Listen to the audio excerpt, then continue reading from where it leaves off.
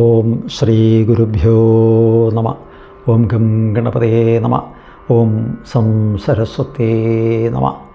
സർവചൈതന്യരൂപാം താമാദ്യാം വിദ്യാം ച ധീമഹി ബുദ്ധിം യാ ന പ്രചോദയാത്. ഓം യാം വേദം വ്യാസായ നമ. ശ്രീ ഗുരുവായൂരപ്പാശരണം. ഓം ഷൺമുഖായ ദക്ഷിണാമൂർത്തയേ നമ. സജ്ജനങ്ങളെല്ലാവർക്കും നമസ്കാരം. വിജയദശമി വരാനിരിക്കുകയാണല്ലോ. അതിന് മുന്നോടിയായിട്ട് ഒന്നുകൂടി വിജയദശമിയെ പറ്റിയിട്ട് ഒന്നുകൂടി പറയണം സ്വാമി എന്ന് ചിലർ വിളിച്ച് പറഞ്ഞിരുന്നു. അതിൻ്റെ ഭാഗമായിട്ടാണ് ഈ വീഡിയോ ചെയ്യുന്നത്. വിജയദശമി എന്നാണ് പറയുക അല്ലേ.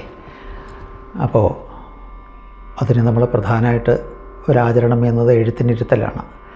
അതുമാത്രമല്ല, അനേകം ആചരണമുണ്ട്. അപ്പോൾ 9ഉം 1ഉം 10 ദിവസമാണല്ലോ വരുന്നത്. ദശമി 10ാം ദിവസമാണ്. ഈ 10ൻ്റെ കണക്ക് എന്നത് സത്യത്തിൽ 10 മാസങ്ങളെ കൊണ്ട് ഗർഭം പരിപക്വമായിക്കൊണ്ട് ഒരു നവജാത ശിശു ഉണ്ടാവുന്നതിൻ്റെ പ്രതീകമായിട്ടാണ്. ഓണവും 10 ദിവസമാണ്. അതിൻ്റെയും ഒരു ഗൂഢമായിട്ടുള്ള ഒരു തത്വമർത്ഥം ഇത് തന്നെയാണ്. അപ്പോൾ ഈ 10ൻ്റെ കണക്കൊക്കെ എങ്ങനെയാണ് വരിക? ഇനി അത് എഴുത്തിനിരുത്തലിൻ്റെ വിഷയം എന്താണെന്ന് വെച്ച് കഴിഞ്ഞാൽ, എഴുത്തിനിരുത്തൽ എവിടെ? അങ്ങനെ ചില ചോദ്യം ചോദിച്ചു. വിദ്യാലയങ്ങളിൽ ആവാം, കാരണം സരസ്വതി ക്ഷേത്രം എന്ന പേരുണ്ട്. പിന്നെ നമ്മുടെ ദേശത്തെ ക്ഷേത്രങ്ങൾ, പിന്നെ നിത്യം എഴുത്ത് നടത്തുന്ന സ്ഥലങ്ങളുണ്ട്. അങ്ങനെയുള്ള സ്ഥലത്തൊക്കെ വലിയ തിരക്കായിരിക്കും. സൗകര്യമായി അതൊക്കെ ആവാം. മഹാസിദ്ധന്മാരുടെ സമാധി ക്ഷേത്രങ്ങളിലും ആവാം. ഇങ്ങനെയുള്ള സ്ഥലത്താണ് എഴുത്തിനിരുത്തേണ്ടത്. അത് ചിലർ ധരിച്ചിട്ടുണ്ട്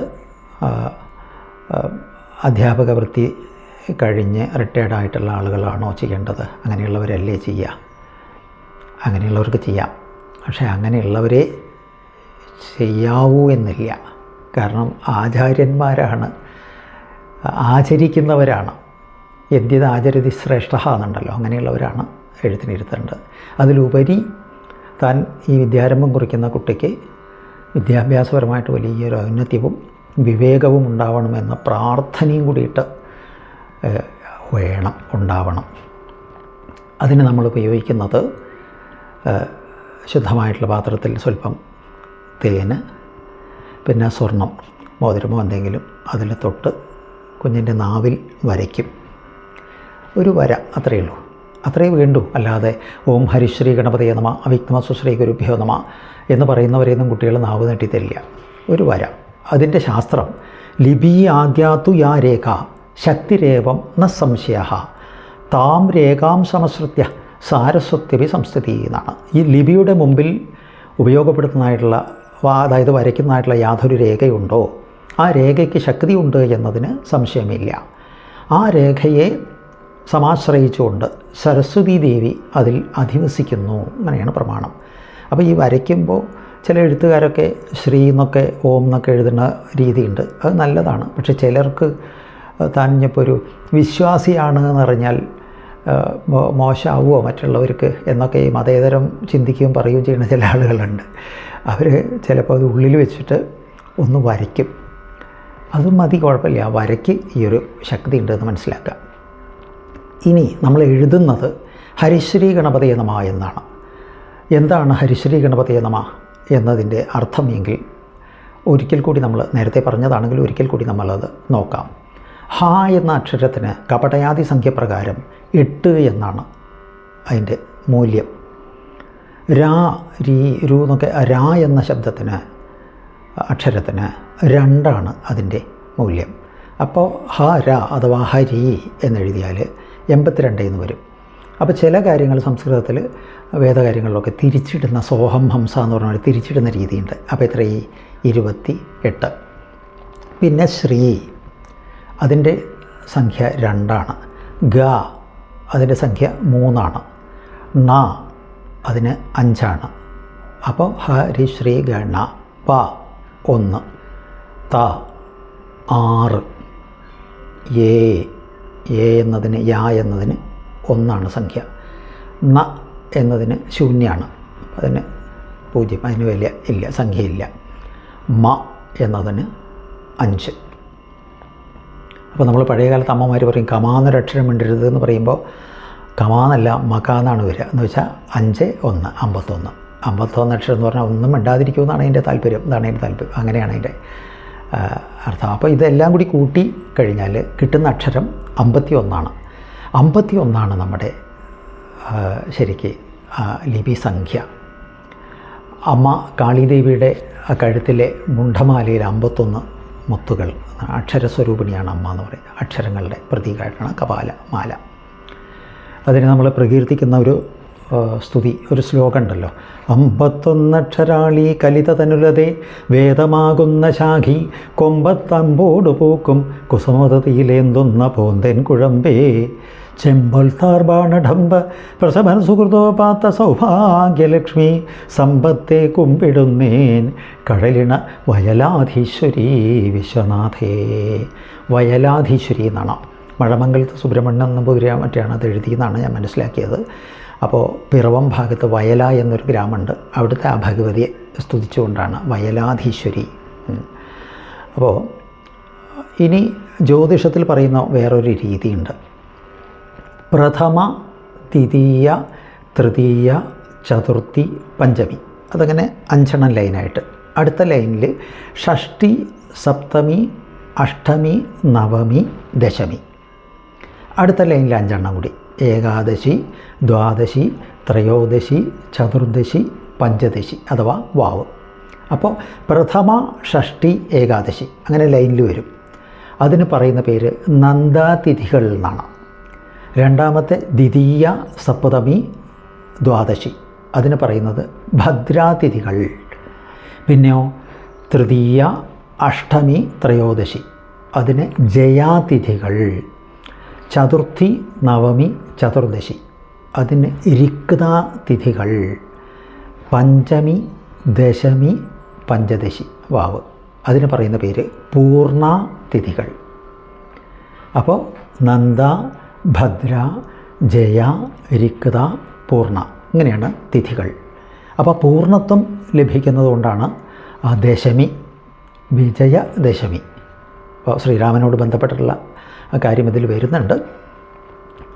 നവരാത്ര വ്രതം അനുഷ്ഠിച്ച് 10ാം ദിവസം അദ്ദേഹം ആ അമ്മയുടെ പരാശക്തിയുടെ കരുത്തും അഗസ്ത്യമുനിയുടെ ആ ഒരു അനുഗ്രഹത്താലുണ്ടായിട്ടുള്ള സൂര്യോപാസനയുടെ ശക്തിയും എല്ലാം കൂടി ചേർന്ന് രാവണവധം കഴിച്ച് വിജയശ്രീലാളിതനായി വന്നതുകൊണ്ട് വിജയദശമി എന്ന് ആ തിഥി അറിയപ്പെട്ടു എന്നൊക്കെ ഐതിഹ്യം പറയും. ഇനി നന്ദ, ഭദ്ര, ജയ, രിക്ത, പൂർണ്ണ എന്ന് പറഞ്ഞല്ലോ. അതിൽ ഈ ഭദ്രാതിഥികൾക്ക് പറയുന്ന മറ്റൊരു പേര് പന്തം എന്ന് പറയാറുണ്ട്. അപ്പോൾ ദ്വിതീയ, സപ്തമി, ദ്വാദശി ഇതിനെ ഭദ്രാതിഥി, അതിനെ പന്തം എന്ന് പറയും. എന്താ കാരണം വെച്ചാൽ പഴയ കാലത്ത് ഓലയ്ക്ക് കെട്ടിമേയുന്ന രീതി ഉണ്ടായിരുന്നു. ഈ തിഥികളിൽ റൂഫിങ് ചെയ്യില്ല, റൂഫ് വർക്ക് ചെയ്യില്ല. കാരണം അന്ന് ആ ജോലി ചെയ്ത് മേച്ചിലൊക്കെ കഴിച്ചാൽ എന്തെങ്കിലും കാരണങ്ങളെ കൊണ്ട് തീപിടുത്തമുണ്ടാവും എന്നൊരു ഫലം പറയും. ഇപ്പോൾ ശരിക്കും ആധുനിക കാലത്ത് ഇതിനെപ്പറ്റി വിവരമുള്ളവർ വാർപ്പ് പോലും അന്നത്തെ ദിവസം ഒഴിവാക്കും, മാറിയിട്ടാണ് ചെയ്യുക. കാരണം എന്തെങ്കിലുമായിട്ട് ഇലക്ട്രിക്കൽ ഷോർട്ട് സർക്യൂട്ടോ കാര്യങ്ങളായിട്ട് അഗ്നിയുടെ ഒരു ബാധ അവിടെ സംഭവിക്കാൻ സാധ്യതയുണ്ട് എന്ന് ശാസ്ത്രം പറയും. അപ്പോൾ നമ്മൾ കുറച്ചൊക്കെ യുക്തിയുക്തം ഉപാധേയം വചനം ബാലകാദിവി അന്യതൃണം ഇവ ത്യാജ്യം അപ്യുക്തം ബ്രഹ്മജന്മന. ഏത് കാര്യങ്ങളും കേട്ടാലും നമ്മൾ യുക്തിപൂർവ്വം ചിന്തിച്ച് കാര്യമാണെങ്കിൽ കൊച്ചുകുട്ടിയാണ് പറഞ്ഞാൽ പോലും അതിനെ സ്വീകരിക്കുകയും കാര്യമല്ലാത്തതാണെന്ന് പറഞ്ഞാൽ ബ്രഹ്മനാണെങ്കിലും പോലും അതിനെ പുല്ലുപോലെ വലിച്ചെറിയുകയും ചെയ്യണം എന്നാണ് പറയുക. ഇതാണ് ഒരു പ്രമാണം വിജയദശമിയുടെ കാര്യങ്ങൾ.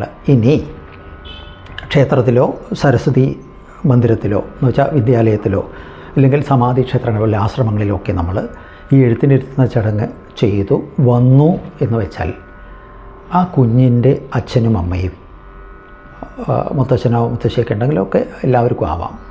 ആ കുഞ്ഞിനെ മടിയിൽ വെച്ച് സ്വന്തം വീട്ടിൽ വന്നതിന് ശേഷം മടിയിൽ വെച്ച് ഒരു താലത്തിൽ അരി ഉണക്കലരിയിട്ട് ചൂണ്ടുവിരൽ പിടിച്ചുകൊണ്ട് ആ കുഞ്ഞിനെ കൊണ്ട് ഓം ഹരിശ്രീ ഗണപതയെ നമഃ അവിഘ്നമസ്സു ശ്രീ ഗുരുഭ്യോ നമഃ എന്ന് എഴുതിക്കണം. അതിൻ്റെ കാര്യം എന്താണെന്ന് വെച്ച് കഴിഞ്ഞാൽ ഈ ചൂണ്ടുവിരൽ ഇപ്പോൾ നമ്മൾ ഇത് ബുധമണ്ഡലമാണ്, സൂര്യമണ്ഡലമാണ്, ശനിമണ്ഡലമാണ്, ഇത് വ്യാഴമണ്ഡലമാണ്, ഈശ്വരൻ. ഇങ്ങനെയാണ് 5 വിരലുകൾക്ക് 5 തത്വം. അപ്പോൾ വ്യാഴം ആണ് ബൃഹസ്പതി, ഗുരുമണ്ഡലം ഇവിടെയാണ്. അപ്പോൾ യെല്ലോ സഫയർ, മഞ്ഞ പുഷ്യരാഗമൊക്കെ രത്നം ധരിക്കുകയാണെങ്കിൽ ഈ വ്യാഴമണ്ഡലത്തിൽ ഈ വിരലിലാണ് ധരിക്കുക. ശനി സംബന്ധമായിട്ടുള്ള കാര്യങ്ങളുണ്ടെങ്കിൽ ഇന്ദ്രനീലമൊക്കെ ഇതിലാണ് ധരിക്കുക. ബുധനെ ബന്ധപ്പെട്ട കാര്യങ്ങൾ ഈ പച്ചരത്നങ്ങളൊക്കെ ഈ ബുധമണ്ഡലത്തിലാണ് ധരിക്കുക. നെർവസ് സിസ്റ്റം ഇതിനൊക്കെ വളരെ ഗുണം ചെയ്യുന്നതാണ് പച്ചരത്നം, മരതകം. അപ്പോൾ ഓരോന്നിനും ഓരോ സ്ഥാനങ്ങളുണ്ട്. ഈ എല്ലാ വിരലും എല്ലാ മോതിരവും എല്ലാ രത്നങ്ങളും ധരിക്കാൻ പറ്റുന്ന ഒരു വിരൽ ഇതാണ്. അതിന് അനാമിക എന്നാണ് ഈ വിരലിന് പറയുക. പൃഥ്വിമുദ്ര പിടിക്കാൻ ഉപയോഗിക്കുന്ന വിരലാണ്. ഇതാണ് അതിൻ്റെ താല്പര്യം. ഇനി നമ്മൾ ഉപയോഗിക്കുന്ന തേനിൻ്റെയും സ്വർണത്തിൻ്റെയും കാര്യം എന്താണെന്ന് വെച്ചാൽ വാഗ്വൈഭവം നന്നാവേണ്ടതുണ്ട്. ആ വാഗ്വൈഭവം കൊണ്ടാണ് ഒരു വ്യക്തിക്ക് ആദരവും അതേപോലെ മറ്റുള്ള അവസരങ്ങളൊക്കെ ഉണ്ടാവുന്നത്. അത് വളരെ പ്രധാനമാണ്. അപ്പോൾ തേനൂറുന്ന വാക്കുകൾ, അതാണ് മധുരം, തേനിൻ്റെ പ്രത്യേകത.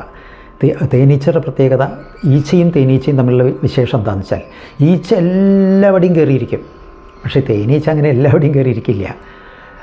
ശുദ്ധമായ തേനുള്ളവിടെ മാത്രമേ ഇരിക്കുകയുള്ളൂ.